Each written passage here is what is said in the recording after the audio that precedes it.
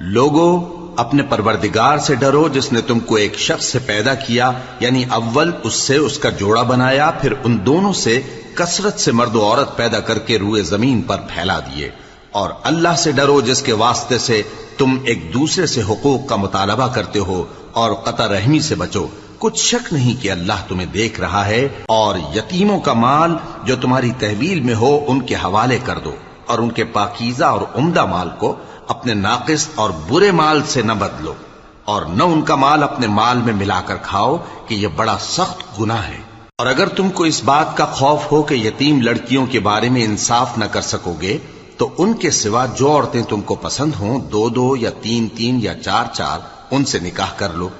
और अगर इस बात का अंदेशा हो कि कई औरतों से इंसाफ न कर सकोगे, तो एक ही औरत से निकाह करो या बांदी से ताल्लुक रखो जिसके तुम मालिक हो। इस तरह तुम बेइंसाफी से